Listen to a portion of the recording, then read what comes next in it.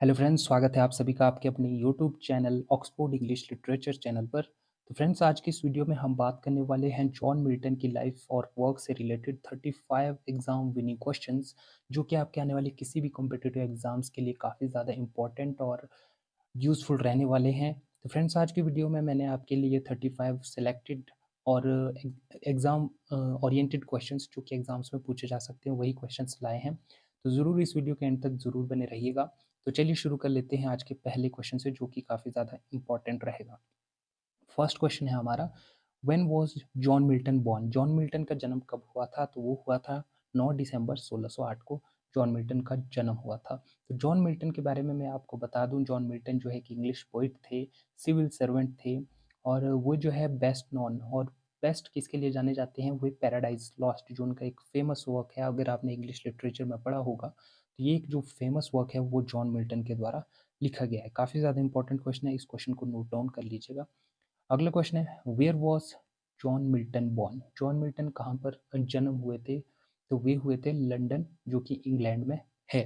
तो 9 दिसंबर 1608 ईस्वी को इनका जो जन्म था वो लंदन में हुआ था। ये भी इंपॉर्टेंट क्वेश्चन रहेगा, तो आपने ये नोट कर लेना है।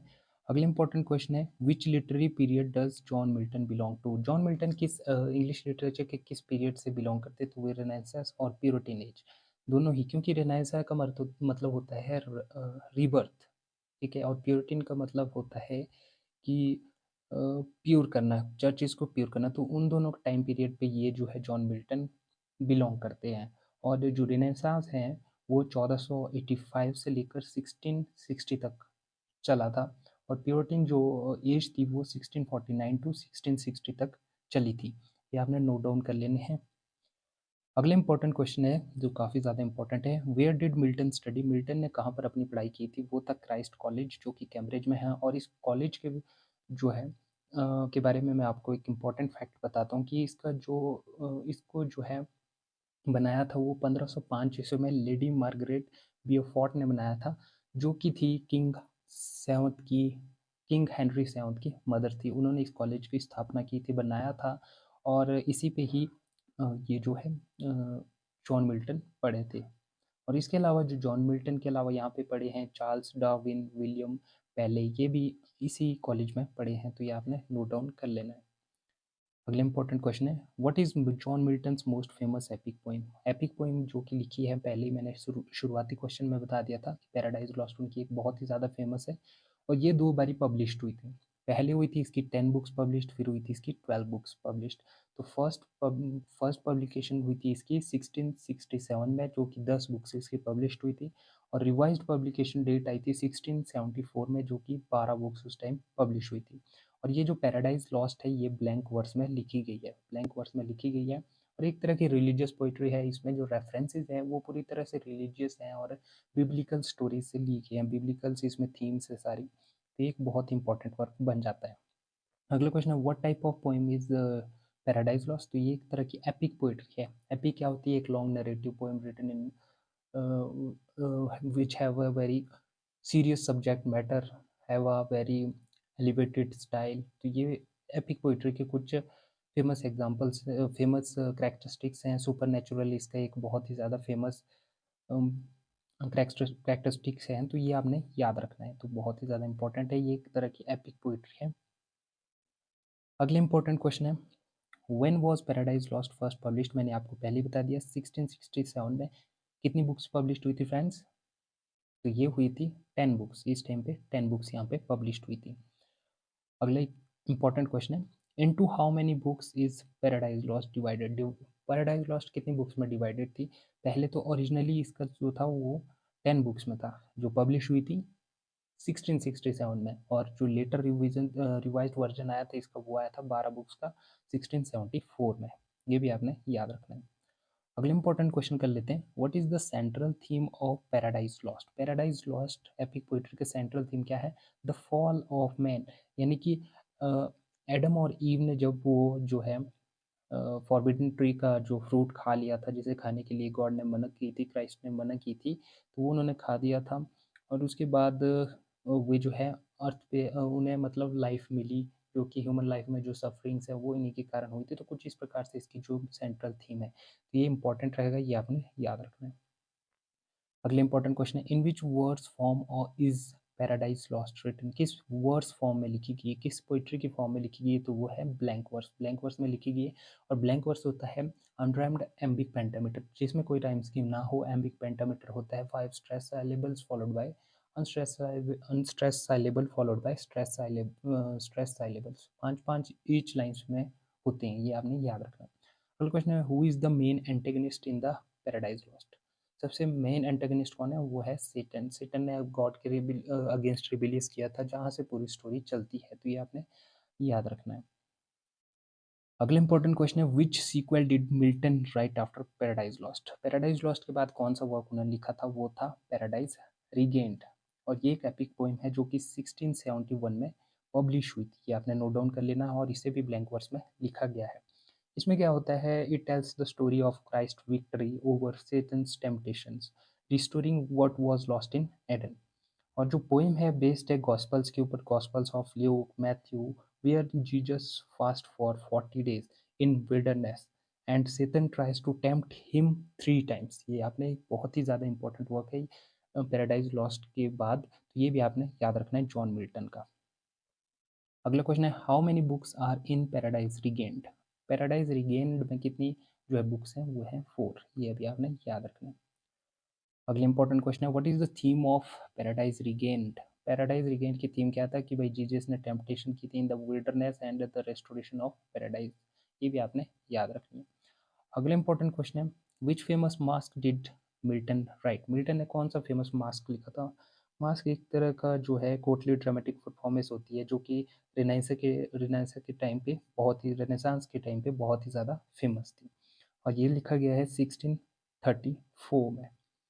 अ mask presented at Ludlow Castle इसको ओरिजिनली कहा जाता है, और कामुस तो इसका कॉमनली नेम है, ये आपने याद रखना है।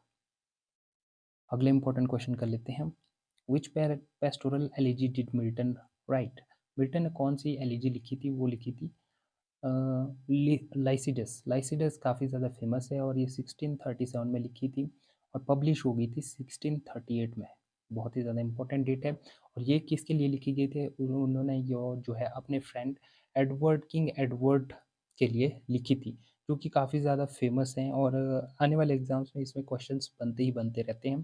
तो इस पोइम को अगर आप, पेस्टोरल एलिजी को अगर आप थॉरोली पढ़ते हैं, तो काफ़ी ज़्यादा हेल्पफुल आने वाले एग्जाम्स के लिए हो सकती है।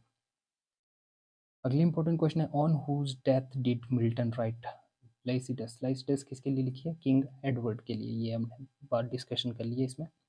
अगले क्वेश्चन है, विच political pamphlet did Milton right in defence of free speech, तो लिखी थी एरियोपैजिटिका। एरियोपैजिटिका लिखी थी 1644 में, ये पब्लिश हुई थी, और जो है ये एक प्रोज पैम्फलेट है। इसका जो पर्पस था वो था defence of free speech and press freedom, कि मतलब प्रेस फ्रीडम के लिए और फ्री स्पीच के लिए इसको लिखा गया था। और लाइसेंसिंग ऑर्डर जो आया था, लाइसेंसिंग ऑर्डर बहुत इंपॉर्टेंट है, 1643 में जो लाइसेंसिंग एक्ट आया था उसके विरुद्ध था, ये पूरी तरह से अगेंस्ट था उस रूल के हिसाब से। वो जो जॉन मिल्टन चाहते थे कि भाई किसी भी कोई भी पोइट है, राइटर है, कोई भी जो अपना वर्क लिख रहा है, उसे पब्लिश करवाने के लिए उसे लाइसेंस की ज़रूरत नहीं होनी चाहिए। और यही 1643 में जो लाइसेंसिंग ऑर्डर आया था, वो कहता था कि भाई कोई भी वर्क अगर पब्लिश करना है तो उसका लाइसेंस होना चाहिए, तो इसीलिए ये लिखी गई थी, इसका पर्पज़ यही था। अगला question, what is the theme of Areopagitica, कि भाई freedom of press against censorship, की मतलब जो लाइसेंसिंग एक्ट इसके विरुद्ध, ये हमने डिस्कशन कर लिया है। अगला question, which prose work did Milton right defending the execution of king Charles, तो किंग चार्ल्स को जब एग्जीक्यूट कर लिया था, तो उस टाइम पे कौन से वर्क लिखा था, the tenure of Kings and magistrate, तो ये भी आपने नोट डाउन कर लेना है। अगला क्वेश्चन है, which tragedy did Milton write, Milton ने जो ट्रेजेडी लिखी थी वो थी सैमसन एजोनिस्टिस, ये भी काफ़ी ज़्यादा इंपॉर्टेंट है, और एक ट्रेजिक क्लोजेस्ट ड्रामा है, made for only reading not for stage performance, और ये पब्लिश्ड हुआ था 1671 में, अलॉन्ग विद पैराडाइज रिगेंड। ठीक है, पैराडाइज रिगेंड के साथ इसे पब्लिश करवाया गया था, और written in the style of Greek tragedies, जैसे कि सोफोकल्स और यूरिपिडेस की जो ट्रेजेडीज़ हैं, तो उस स्टाइल में इसको भी लिखा गया है, ये भी आपने नोट डाउन कर लेना है। अगला इंपॉर्टेंट क्वेश्चन रहेगा, what is the main theme of Samson एगोनिस्टिस।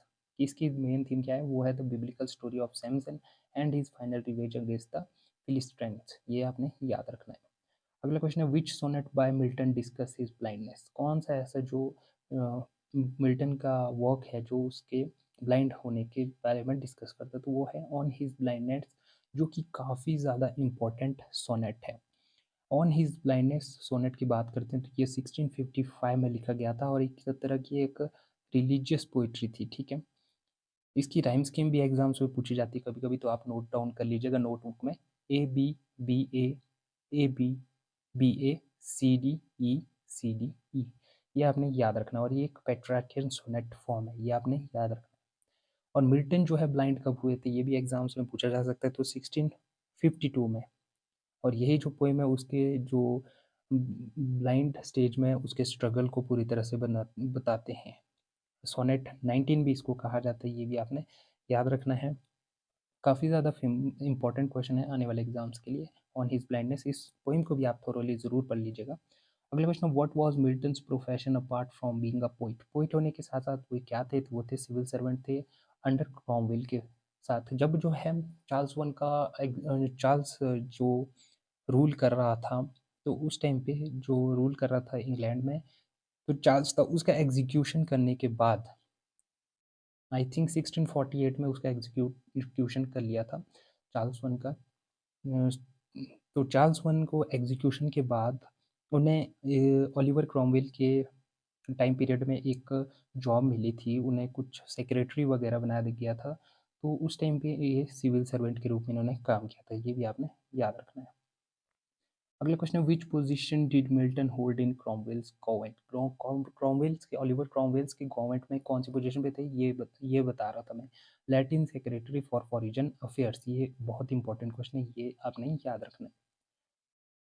अगला क्वेश्चन है, which poem begins with the line when I considered how my light is spent. तो ये लिखा है ऑन हिज ब्लाइंडनेस, जो कि मैंने आपको पहले ही बता दिया है कि भाई ये 1655 में लिखा गया है। 16 जब 52 में वो ब्लाइंड हुए, तो उसके 3 ईयर्स बाद ये वर्क लिखा गया था। काफ़ी ज़्यादा इंपॉर्टेंट है।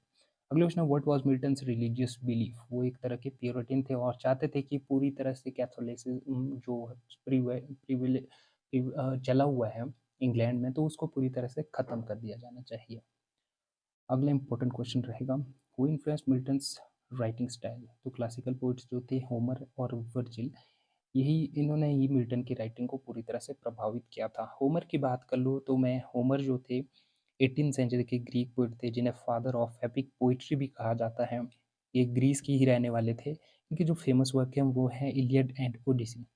और वर्जिल जो थे वो थे रोमन पोइट, जो कि काफ़ी ज़्यादा फेमस थे। अगला इंपॉर्टेंट क्वेश्चन है, which biblical figure is central to Paradise Regained. Which biblical figure, वो थे जीसस क्राइस्ट। पूरी तरह से रिलीजियस पोइट्रीज इन्होंने लिखी हुई है, ये आपने याद रखना है। अगला क्वेश्चन है, which poem was written by Milton to celebrate the nativity of Christ. तो वो लिखी है on the morning of Christ nativity, ये आपने याद रखना है। अगला क्वेश्चन है, which language did Milton use for his official writing. Official writing के लिए उन्होंने किस लैंग्वेज का यूज़ किया, तो वो थी लैटिन। काफ़ी ज़्यादा इंपॉर्टेंट है, ये आपने याद रखना है। अगला क्वेश्चन है, in which year did Milton became completely blind. Milton कब कम्प्लीटली ब्लाइंड हुए थे, 1652 में, ये आपने याद रखना है। और 1655 में उन्होंने क्या लिखी, अपने ही ब्लाइंडनेस पर एक पोइम लिखी, रिलीजियस पोइम लिखी, तो वो थी एपिक। उस टाइम पे उन्होंने जो पोइट्री लिखी थी वो थी ऑन हिज ब्लाइंडनेस, ये आपने याद रखना है। अगले इंपॉर्टेंट क्वेश्चन है, who helped Milton in writing after he became blind. तो उनके जो डॉटर्स थी, उनके जो सेक्रेटरीज थे, उन्होंने उनकी हेल्प की थी ब्लाइंड होने के बाद उन्हें पोइट्री लिखने के लिए। अगले इंपॉर्टेंट क्वेश्चन की ओर बढ़ते हैं, when did John Milton die. John Milton का जो देहांत था वो 8 नवंबर 1674 ईस्वी में हुआ था। और इनकी जो बीमारी का कारण था वो एक गाउट नामक बीमारी होती है, जो कि पेनफुल एक इन्फ्लेमेटरी डिसीज़ होता है, उससे हुई थी। कई इसे कहते भी हैं कि किडनी फेलियर की वजह से भी उनकी डेथ हुई थी। एट द एज ऑफ 65 की एज में इनकी डेथ हुई थी। और इन्हें सेंट गाइल्स क्रिपलगेट चर्च लंदन में दफनाया गया था। ये आपने याद रखना है। अगला क्वेश्चन है, what is John Milton's literary legacy? तो उन्हें क्या कहा जाता है? Consider one of the greatest English poets, often called the Putin poet भी कहा जाता है, सेकंड शेक्सपियर भी इन्हें कहा जाता है। ये आपने याद रखना है।